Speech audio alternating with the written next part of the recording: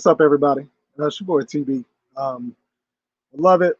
Got Georgia, Florida coming up. Thought about making a video. You know what? We probably will end up making a video about this, but figured it'd be a really good idea to come on here and let's talk about some of the keys of what I think um, are going to be a big part of this Georgia Florida game, and kind of what the positive, what the benefits are of this Georgia Florida game for each team.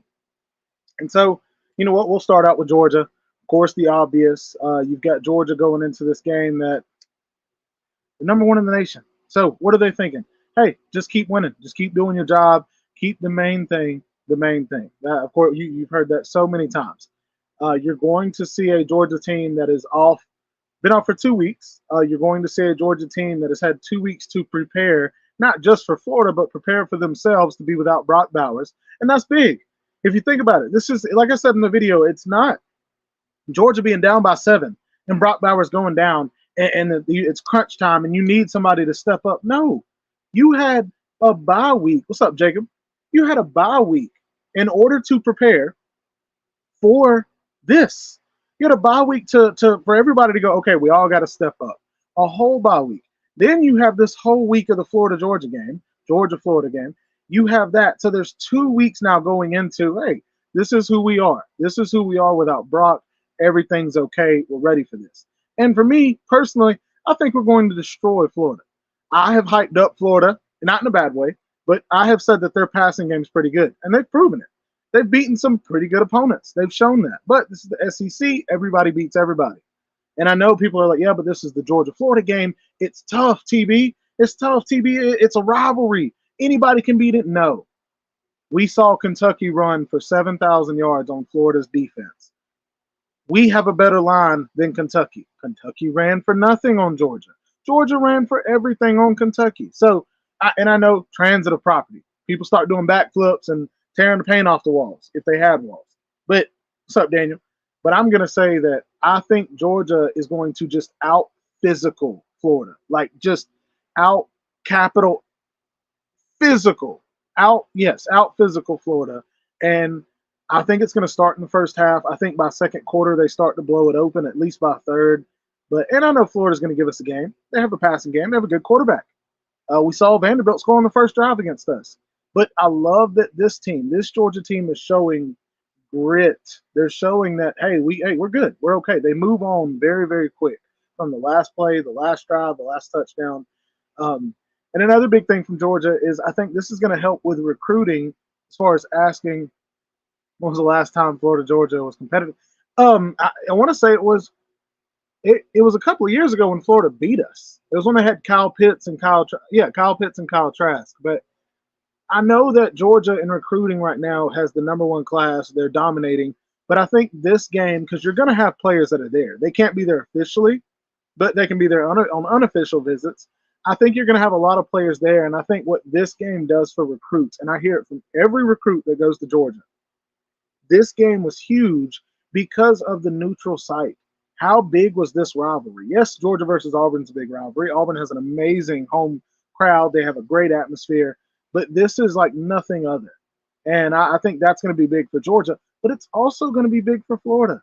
Just switch over to Florida real quick. Florida's recruiting like crazy, okay? I mean, that's something we can all give Billy Napier. He is a very, very good recruiter, all right? On the verge of being a great recruiter. He had 18 4-stars he just brought in this year. 18 4-stars. Do you realize there are teams out there that don't get 18 4-stars over 2 years? Like a full 2 years. He's got 18, and then this year he's got something around like 12 to 13 4-stars. And then he's got 2 or 3 5-stars. Like when Florida has recruited at this level, Florida has been great. And that's the only thing right now that we're seeing from Billy Napier is the lack of consistent coaching. Recruiting-wise, dude's awesome. Dude's pulling in recruits. And in talking to Florida fans like Fishing, talking to other ones, they want him to have an offensive coordinator. They feel like him not having an offensive coordinator has made him very inconsistent. And I guess if we're thinking about it in game, you're trying to coach the whole team, but you're also trying to focus on the plays and what you ran last time, what the defense is in the schemes. And then you're right back to kickoff. Guys, kickoff needs to be out there. Like, it's got to be somewhat chaotic. All right. And I think that's why we've seen a very inconsistent Florida. but Billy's starting to put it together. Okay, Billy is really starting to put it together, and that's when it gets scary. Because if Billy Napier puts it together, and then they turn around, what they do? They beat South Carolina and Tennessee. If Billy starts putting it together with the recruiting class he's bringing in, wait till he gets his third recruiting. Wait till he has a whole roster full of his recruits. It'll be the most talented Florida's been in 10, 15 years. It'll be a long, long time since they've been that talented. But I think for Florida, this game is huge in recruiting. Even if they lose, having Georgia on the schedule makes anybody's recruiting go up. Being in the SEC makes anybody's recruiting go up. But to know that this game is so big and it's neutral and it's this atmosphere, any of the unofficial recruits for Florida that are there, I could see a few guys committing next week purely because of this game. Literally, we've seen it in the past. We've seen how much this affects kids and how exciting it is for them. So I would not be surprised. Uh, what can Florida do to attack Georgia? I think they can continue with the pass game. I don't think you have to do any kind of trickery. I don't think that Florida has to go into this and feel like they've got to do reverse sweeps and fumble rooskies and the annexation of Puerto Rico. You don't have to do that. I think they have a good passing game. I think their passing game is better than Vanderbilt. Vanderbilt passed on us well in the first half. I think if Florida just trusts themselves, I think that's the only way to really affect Georgia. You're not going to be able to run it down Georgia's throat. Even though this isn't the best run-stopping defense we've had in a long time, I still don't think you'll be able to do that. Ricky Pearsall is Florida's receiver. Very good receiver. He's got more yards than the second and third, maybe the fourth combined receiver on Florida's team combined. So of course Georgia's going to dial in on him. Even if they're in man or in zone, they're probably going to have somebody manned up with him. Maybe even somebody over the top that's covering too. They're going to do their best to either bait Graham Mertz into throwing to Pearsall, or he's going to do a really good. You also can't turn the ball over and have. Yeah, agreed. And Jacob, and that's the thing too. It doesn't matter about what Florida does for Georgia, and it doesn't matter about what Georgia does for Florida. Neither of these teams can turn the ball over. And yes, if you can put together long drives to shorten the game, you give yourself a chance. We remember Nolan Smith? Now, it wasn't last year. I think it was 2 years ago when Nolan caused like 3 turnovers in the last 2 minutes of the first half. And it ended up going from being like a 7-point game or a 3-point game to like a 17-point game, just like that. So it really, really says a lot about how you attack this game if you're Florida to your recruits. Florida has had a much better year this year than they did last year. People dogged Florida for how they started the year. And no, I felt the same way the entire year. I've told Florida fan after Florida fan, I've told Georgia fans, Florida's not bad. Like I said, Florida is not bad. They're not. They just have a few pieces that they have to put together. They have to upgrade their offensive line. They just have to get better recruits. No offense to the guys that are there, but Dan Mullen did not do that great of a job recruiting. And Billy is, we can tell, 10 times better of a recruiter. So you really just have to get in the guys that you want in order to be able to compete with the Georgias, the Alabamas. Because you've already shown you can compete with Kentucky. Not Kentucky. It's the only team. You've already shown you can compete with South Carolina, Tennessee, ranked teams. You've been able to prove that. But I think it's now, if you want to get over that hump, Florida, you have got to. Astros losing big, 11-. Ooh. What's the score in the series? What's the series like? What who's up? But for Georgia, this was a chance for you to really get healthy. This was a chance for Roderick Robinson to get healthy. This was a chance for Marius Mims to get healthy, Xavier Truss to get healthy.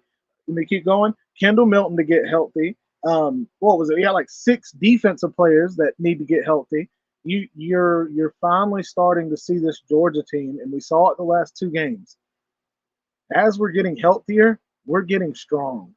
At first, we just thought, oh man, Georgia's pretty good. Yeah, they're the number 1 team in the nation. But as we started getting these pieces back, it was like, did y'all see how Kentucky? We were throwing the ball downfield, backing their DBs up, backing the defense up, and then we're running for 7-8 yards a carry. Like, Kendall Milton looked great.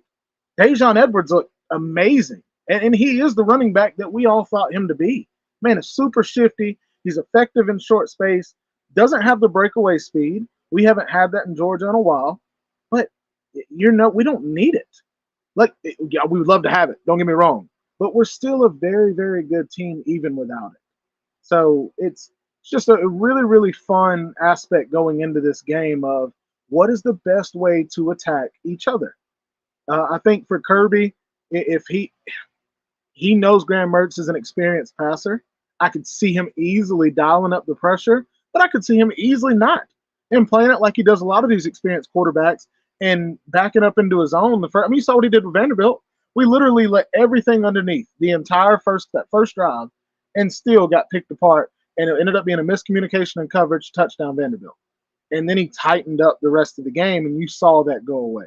So either way, I think is going to work. But for me, who needs to step up this game is the D line. The D line has got to step up because Florida is a good team when they're passing the ball. Georgia's a good team when the D line is getting to the quarterback. That's it. That's it. I think Carson Beck's going to ball out like he has every game. Dude's averaging 300 yards. He's fourth in passing yards in the nation.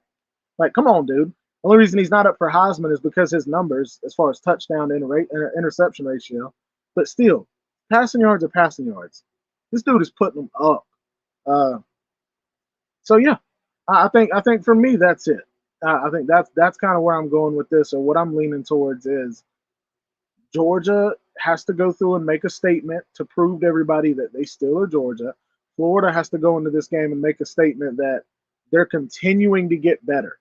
Since the South Carolina game, since the Tennessee game, they're proving that, hey, we are starting to look how we wanted to look. And like I brought up with the 4-stars from Florida, Florida had the 18 4-stars come in. As a 4-star, yeah, you have a chance of being really good, but it's really tough to be really good right away. But after reps, after practice, after more practice, now you're seeing in the middle of the season, these guys start to emerge. You're seeing more and more freshmen play for Florida.